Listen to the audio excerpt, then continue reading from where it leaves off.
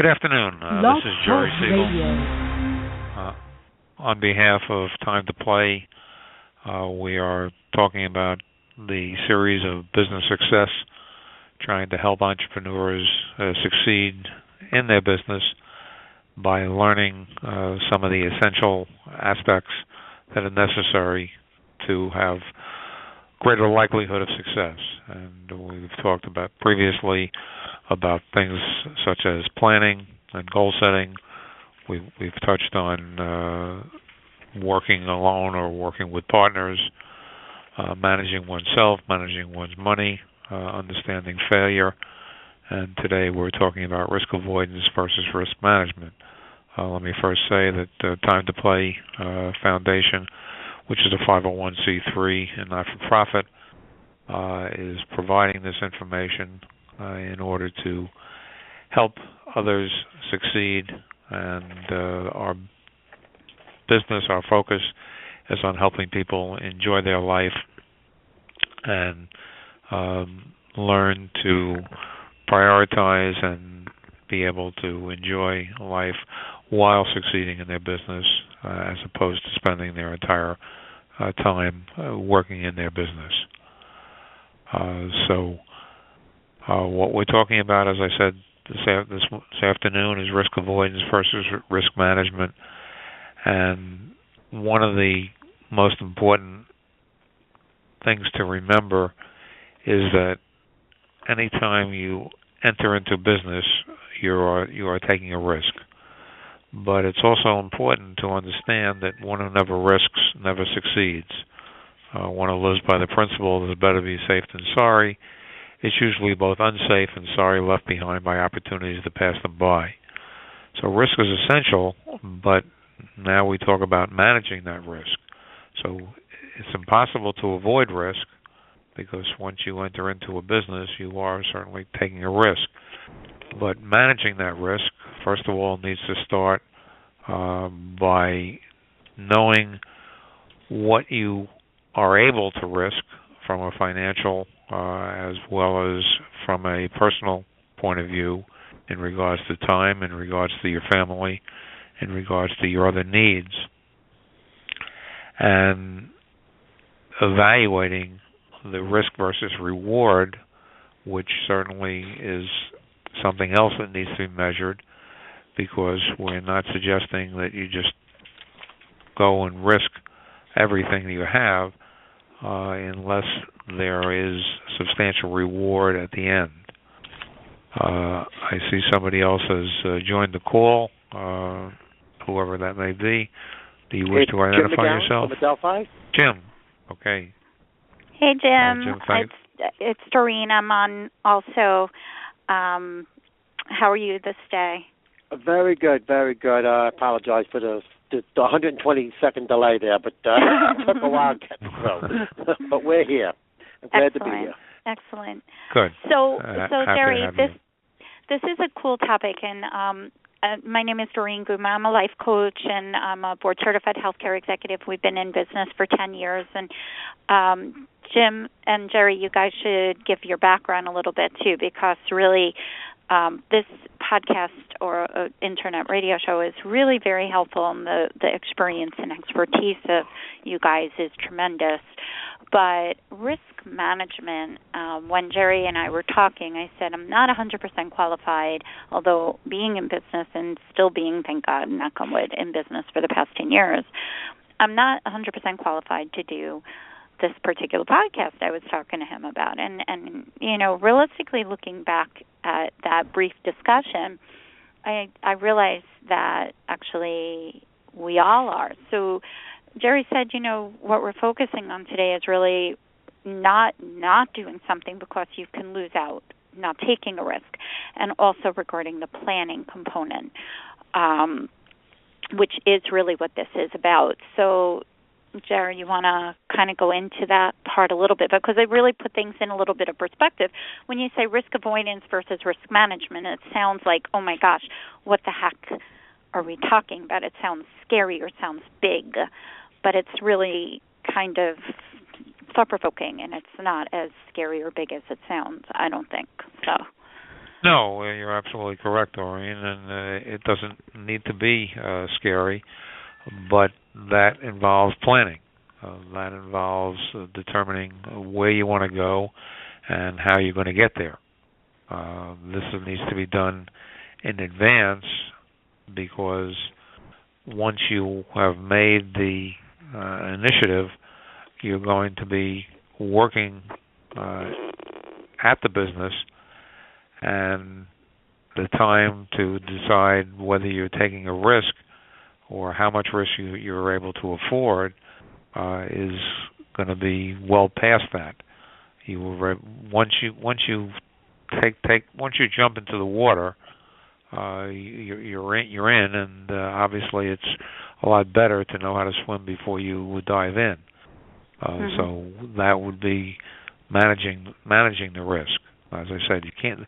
It's really impossible to avoid risk. Risk avoidance with any new business, to some extent, could be considered an oxymoron, because the high rate of business failure is such that most businesses fail to make it for a year, and most businesses do not make it more than 2 or 3 years before they fail or they go out of business, or if they are fortunate enough, they find somebody else to tie together with, somebody else to buy their business, to buy what they have accomplished in that period of time.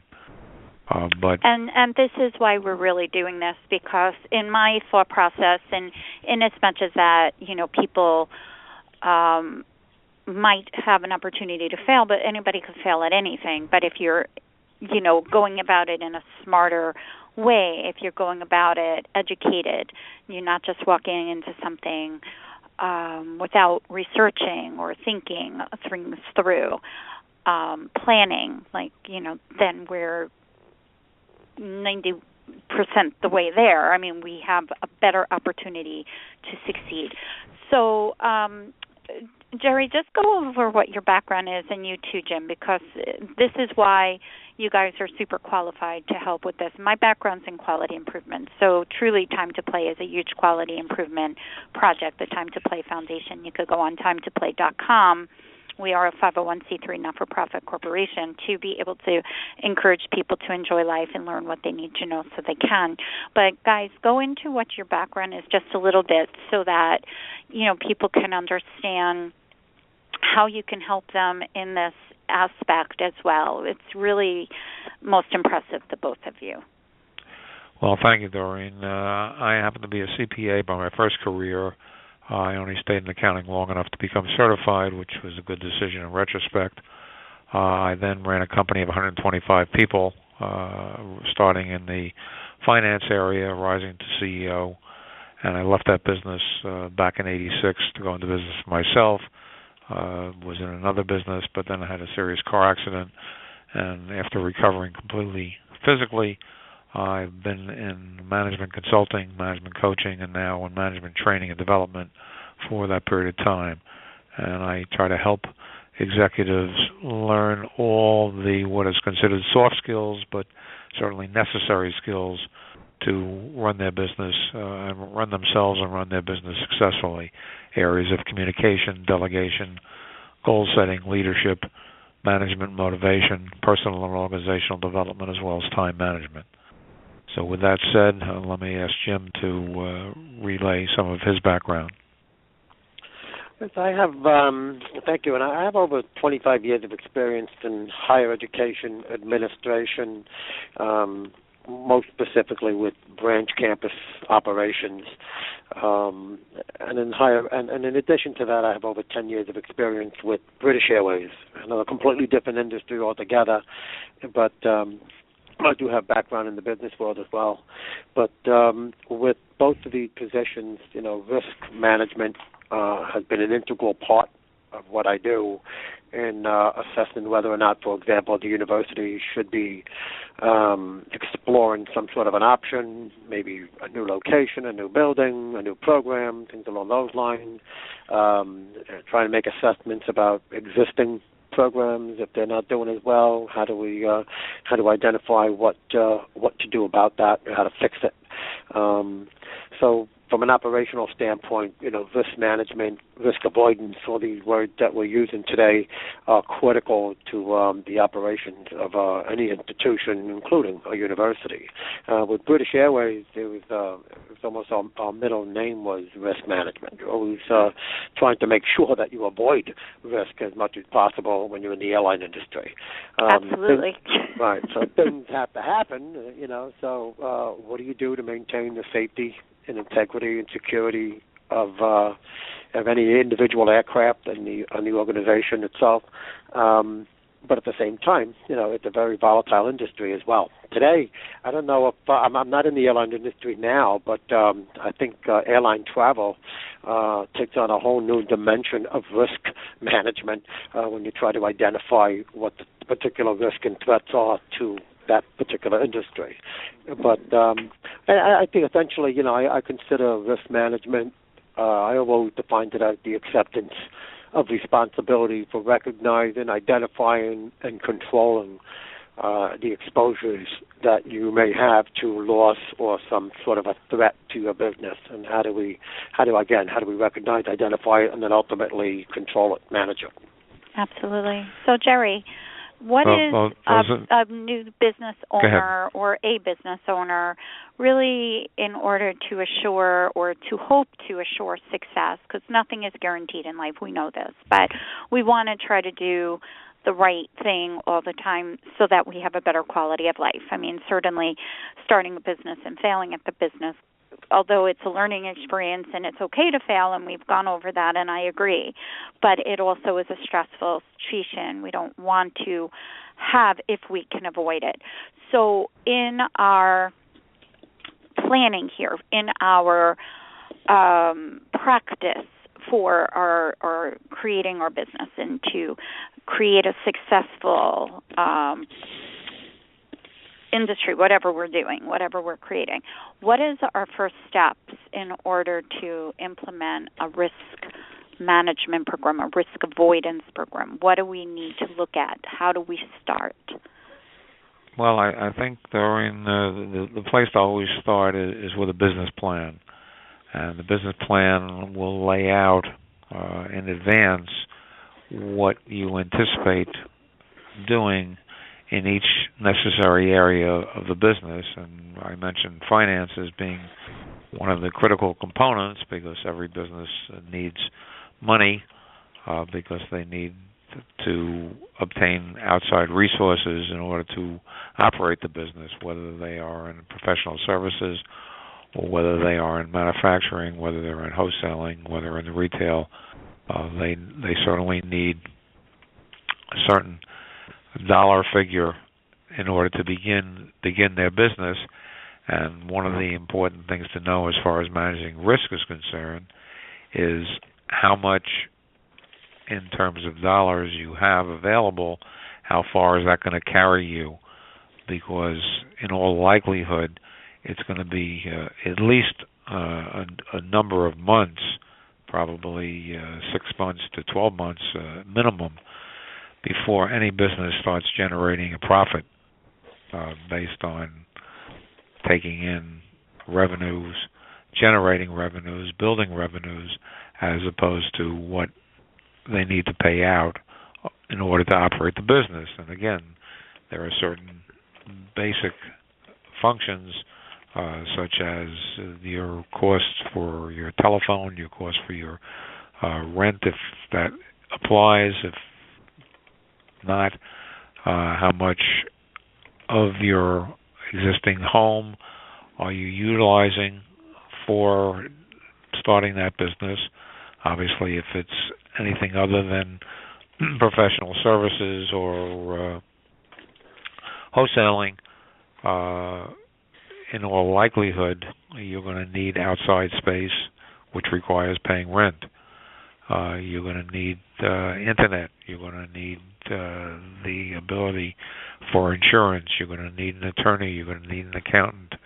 You're going to need at least resources in those areas, and to project what it's going to cost, knowing that there's going to be very little, if anything, coming in to offset some of those costs. from day one. That is extremely important. As I said, you don't anticipate taking out anything from the business for probably, I think, conservatively, at least a year, and that would be something that would indicate that you would achieve the measure of success if you would reach the point in time where you were able to start taking something out in the way of either salary or some other compensation, possibly to pay you back for the loans that you had made to the organization in order to get started. And that would really be the initial financing, the initial funding of the endeavor. So the big key here is planning. Yes, very definitely. I see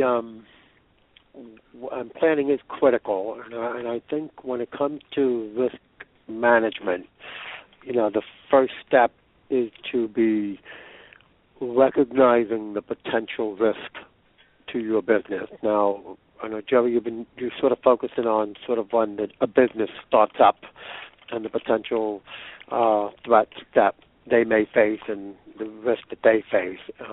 And this what I'm about to say really applies to both the new entrepreneur that's starting up a business and has identified the risk that they have ahead of them. But it also applies to businesses that already exist, and they're looking ahead. What are they going to potentially face this coming year, or in the short term?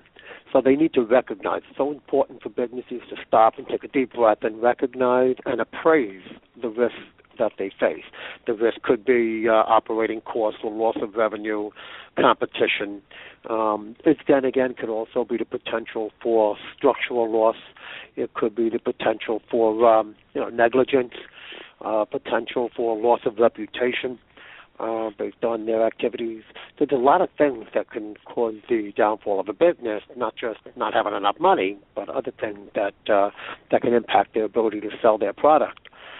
So once they recognize and appraise the risk, then they have to estimate the probability of a loss due to that risk.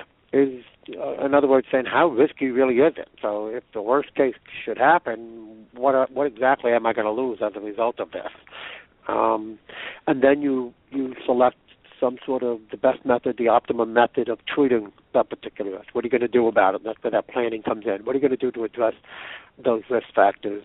And then finally implement that plan to carry out whatever you decide that you're going to do. So again, I think it's risk analysis, really truly your assessment of what are your major threats that are out there.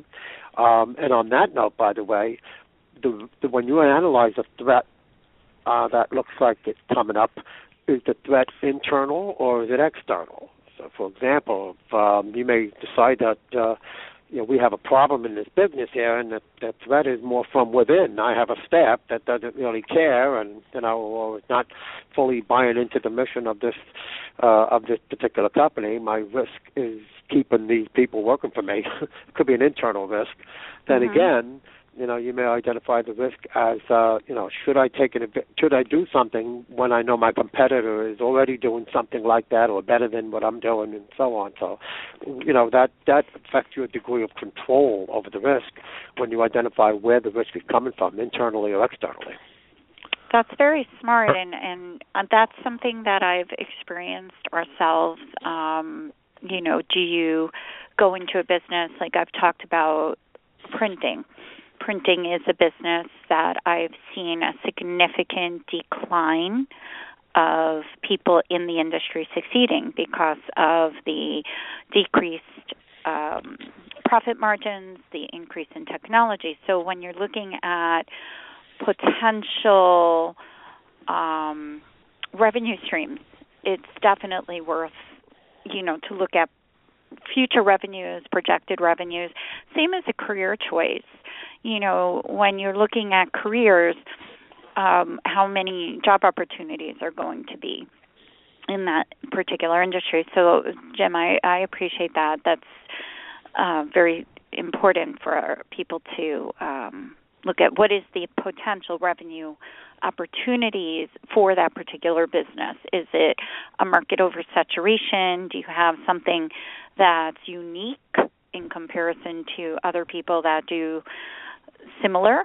I don't believe anybody does exactly the same in any type of business. I think, people do have different cultures and different mission, vision, purpose, but I think that that's very important to consider. So, yeah, definitely.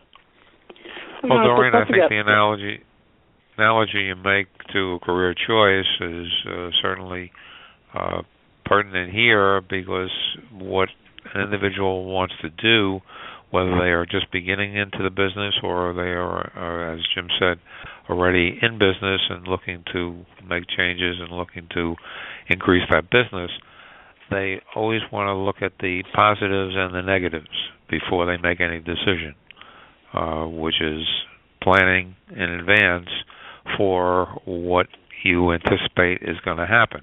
Now, nobody can envision the future, but the one thing we can be certain of is that the future is going to change. What's going to exist in 2016 is something different than we currently face in 2015, and so on and so forth. So by knowing what you intend to do and thinking about that in advance, and I think that probably the most important time that anybody can spend regarding business, if they want to succeed, is they need to continue to work on their business as opposed to working in their business. Too many entrepreneurs start a business and they will dive right in. They may have expertise in that specific business from a previous employer or from their background, but then they become embedded in the day-to-day operation of the business, and that is likely to result in failure because you're not doing what is necessary to plan for the success, to plan for the future. And it's something that needs to involve taking the time to sit down by yourself without interruptions, without the telephone, without the internet, without email, and just envisioning what can happen, knowing that regardless of how able you are to see into the future, there are going to be things that are not able to be seen on day one. But certainly having that vision, having the ability to project and to plan for possibilities will allow you a greater opportunity to be able to succeed. I think one element of this topic of risk deals with risk management versus risk avoidance. And I think when you're talking risk management, generally you're looking at immediate threats, things that are going on right now, and you have to manage the existing threat or crisis or whatever it is that's going on. And that could be anything from, managing the loss of your building due to a fire versus, managing a serious loss of revenue that's going on right now. And then there's the risk avoidance type of mentality, which is, I think, a lot of what we're talking about right now, too, which is when you're planning ahead. How do you do certain things, identifying what the risks are as you enter into some sort of endeavor, and what do you do to avoid, the risks that are potentially facing you. And then generally, you deal with these issues, well, with that issue, at least risk avoidance, by couple of techniques. Risk reduction. Risk reduction is, what are the things I got to do to reduce that amount of risk? So, do I need to have education and training of my staff? Do I need to have maybe a third party to come in and help me with a particular area that I'm not good at? I'm really good at manufacturing a product, but I'm really not good at selling it. So you might have to get a marketing consultant. That's a risk reduction kind of technique. You may have to change your standard operating procedures of your business. The way you're doing things is just not working out well. You have to, as you said, sit down, turn the telephone off, get away, look at how you're doing things, assess how you're doing things now, and what can you do differently to avoid risk. And then finally, you have the idea of risk transfer. Risk transfer is you see the risk that you're facing now or you are potentially facing, and you identify where can I transfer that risk to. That sounds kind of nasty, let somebody else's problem. Not that what we're talking about, but what can we do? Maybe you have an organization that can use the services of some vendor that can take on certain types of services for you. Maybe you have a large building and you've had your own security staff, and you might actually stop and say, this is not what I do. I don't run a security company. I'm going to have to enlist the services of a private vendor who just does security. That's risk transfer. Now I'm sending sending the responsibilities over to another entity altogether. And one other comment I think I want to make about when you're talking about this is you've all heard of the SWOT analysis, SWOT. Yes. And a lot of people don't understand how to really do a SWOT analysis. I have my staff do it, and we do it here at the university periodically to take a look at those, obviously, strengths, weaknesses, opportunities, and threats. But the focus on the W and the T, the weaknesses and the threats, when you do a SWOT analysis, those weaknesses are supposed to be internal risk. What are things that are happening within your company, your business, your institution, that are within your control, that are threatening your ability to succeed? What type of resources do you have, or do you have lack of resources, sufficient resources for a particular project that you're putting forth? So that's the weakness part, assessing those internal issues that put you at risk. And threats are not the same thing. Threats are considered external risk factors. So these external factors that are beyond your control that could place your business at risk. And even though you may not have any control over those types of things, you generally respond to that by developing some sort of a contingency plan, if those risks do take effect. You can't control what your competitors are doing, for example, but you heard that such and such a company is really getting ready to launch some major, offensive, so to speak, with some new product that's going to really, really put you at odds. Well, how do you now address that? What's your contingency plan? If that happens, what are you going to do? What are the different things that are outside your control that you're going to have to deal with and could be a potential threat to your business? So again, I really strongly recommend everyone do a SWOT analysis. Similarly, the strength part of a SWOT analysis, internal strength, and the opportunity part of an analysis is supposed to be external things that can provide opportunities for your company. So that's if it's done right, SWOT analysis can really help you identify your internal threats and internal strengths, and then your external threats and your external opportunities. And I think that's a big part of risk management, because you really take a nice, strong assessment of what's going on inside your organization as well as outside. I agree. Jim, I think that would be a wonderful tool. Definitely a great tool. And I've done them in my experience too. And it gives you a bigger picture that you can take pieces and move forward with different parts to become stronger. So I think that's a great suggestion. Thank you, Jim, for that. And in that regard, it's important to know that you want to build on your strengths and you want to work to overcome your weaknesses. And sometimes overcoming the weaknesses is, as was said previously, turning outside to a resource, turning outside to an expert, turning to somebody who has experience, expertise, and knowledge in an area in which you may not possess. Sometimes that may be the best way to avoid taking excessive risk, because learning takes time. And if somebody has had the ability, because of their prior background, because of their prior knowledge, to learn what you need to know, what will help you in your business, then certainly turning to them is very important. But of course that comes back to the financial side, and that is, can you afford to pay for that expertise? Can you afford to pay for that knowledge? Or sometimes you can't afford not to pay for it. So that is part of the risk management equation, understanding. Absolutely. That, I see businesses, organizations having three types of people, and those are risk takers, caretakers, and undertakers. Oh, no. The undertakers of, obviously, we're not going to talk about the undertakers. The undertakers are the ones that kill every project that you come up with. They're the ones that can, the gloom and doom. the naysayers. It's not going to, right, the naysayers. They're not going to work. It's not going to work. Don't even try it, that kind of thing. And you don't want that in your organization. In business, how many times have we heard those people? Oh, my gosh. You want to put them outside. No joke. Exactly.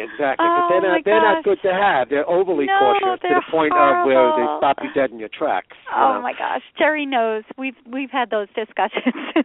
Yes. But then, the caretakers, though, that middle group, those are the ones that, they run your place. They're the ones that maintain the status quo. They're the ones that, maintain the policy and procedures manual. They just keep everything running like a nice tight ship, a nice well-oiled engine. And then the risk takers, those are the ones that they see those opportunities out there. And they're not necessarily reckless, but there has to be someone in your organization that says, now I know you're telling me not to do it, and I know you're telling me just keep doing it the way we've been doing it, but I see another possibility here. I see another avenue that we need to explore. And the risk taker is usually the creative ones. They're the ones that are willing to take a chance. Obviously, you need to keep that under control so that you don't just, let's just take all our money out and invest it in this one product. You don't want to do that either. No. So that's where all that risk management stuff comes in. But it's important for every organization to have at least a couple of risk takers and a bunch of those caretakers to keep the thing going, and try to identify all the undertakers and get them out of there, because they're not going to help. Oh, and I just thought of something, too. There is a lot of research. Well, first of all, you could ask Google anything nowadays. It's scary. You want to hear a side story that has nothing to do with this? We have a hot tub, and it had a weird coat on it. So my husband says, what the heck does this mean?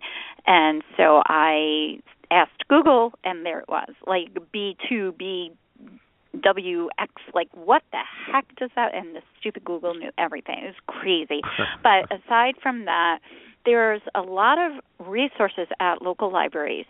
And if you go to the research desk of the library, you could pretty much ask them for, assistance in finding different things for you as well. We have a business center in one of our local libraries on Long Island, and they are very, very good at helping to get, information if you wanted lists, mailing lists, different demographic data, and they're very helpful. So I'm sure no matter where a person lives in the country, there is some sort of a business center in a local library that would also be able to provide them with some great information, and they could use that information to research prior to doing something, or looking for a new target, or looking for a specific demographic if they're creating something specific for a specific demographic. So that's just a thought that I had for planning. I really do like the planning idea. And brainstorming is very effective. So, having those caretakers with those risk takers in a room together, to be able to kind of come up with ideas of how to move something forward. And Jerry and I, we've talked forever about, you have an idea and you have this stuff, it's on a piece of paper or whatever you're doing with it. If it's secret, it's not good for anybody. We're here to make things happen. Yes? Very definitely, Doreen. And together, everyone achieves more, and that is not just the acronym of TEAM. That is an acronym designed for business success. And one of the other standard phrases that will invite the lack of success or potentially failure is that's the way we've always done it. Because it's important to recognize that even though something is working, it can be made to work better, and that as things change around us, it may not continue to work the way it has in the past. So we need to be able to be willing to embrace change and to look to make changes, but again, with change comes risk. So that is part of what we're talking about today. Be prepared to risk, but plan for the risk that you're preparing to take. Well, as a closing thing, I definitely want to emphasize what Jerry is saying. That's the way we've always done it. Honestly, that's how you fail. If you're not keeping up with the changes, if you're not keeping up with what's going on in the environment of this business environment, you're going to fail. And you have to keep moving. You have to keep current. You have to keep looking at what's going on in the world. If you're just doing what we've always done, you'll be left behind. And that is, I think, something to keep in consideration. So not taking any risks is going to create an unsuccessful organization.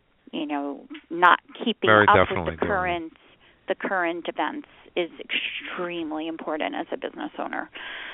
So, yeah, I think it's one last comment. I think a lot of business folks would be really well served to take maybe a course, some training in project management, because project management does have that. It's all about planning, you know, and you should be approaching various initiatives that you may have in your business from a project management perspective, because right at the beginning you're outlining all the things that have to be done, when they have to be done, what are the obstacles toward getting them done on time. You know, so I'm not saying you have to become a certified project planner. You know, that's not what we're talking about. But there's usually very affordable types of training seminars that are all throughout the area that you can get on basic project planning. And it's nothing else. It creates a real mindset for how to approach various things that you're about to try. And risk management is part of that, because they have you identify what are the potential threats to your success. Yes, and Jim, really what you're focusing on is education and learning, both of which need to be constant in any organization if that organization is to be able to succeed and to maintain and continue to succeed. So That's right. With that said, let me thank those who have joined us today. Again, this has been on behalf of TimeToPlay.com. You can go to the website for other resources that can provide the opportunity to be able to use in other areas of your life outside of business. But remember that your life is whole, and the business part is just one piece of your life. So that is one of the reasons why Doreen had founded TimeToPlay.com, and why we are using this time for Business Success Podcasts, which will be continuing. We have not made a determination as to next week's topic, but we will be continuing for another few weeks, starting at Tuesday at noon, and reviewing ideas and thoughts and information from other experts, from other people who have background and have experience in succeeding in business, and recognize that taking risk is certainly part of that equation. Excellent. Thank you so much, Any other Jerry, points that anybody would like to add? If not, I will close today's podcast and thank those who are listening. Doreen, you want to give them the information that they can use to contact you if anything is necessary? Absolutely. So we welcome anybody's ideas. If you have some type of a topic that you would like to hear about, we actually have not just this Business Success podcast, but the Time to Play philosophy is happy, healthy, have money, work-life balance. So we do that Wednesdays. The topics do rotate. So Wednesdays at 9:30. Everything is available on demand if you can't listen live. Also Thursday nights we have a Say What You Want to Say topic. This week is just a repeat of last week's, although, it's important for us to be current, but it is Thanksgiving, so I figured everybody wanted to have a day off to enjoy with their families and hopefully have a very happy and healthy. We're going to be starting a peer-to-peer veterans podcast, so we have a whole Empower half-hour internet radio station at this point. Everything that we do is to just try to help people move forward and have the best quality of life ever.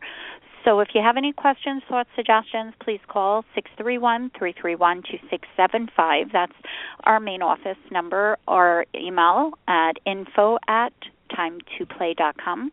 And again, we are a not-for-profit foundation, and we are in the process of getting some wonderful sponsors to help us be able to provide free programming for everybody. And so we thank them very, very much for their faith and belief in our project and our grassroots effort to help people have a better quality of life.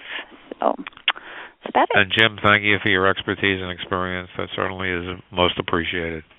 Oh, thank you, and thank you for inviting me, and I really appreciate it, and I wish everybody a very happy holiday. Thank you, guys. Absolutely, same to everybody.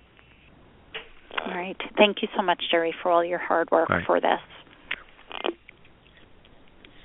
Okay.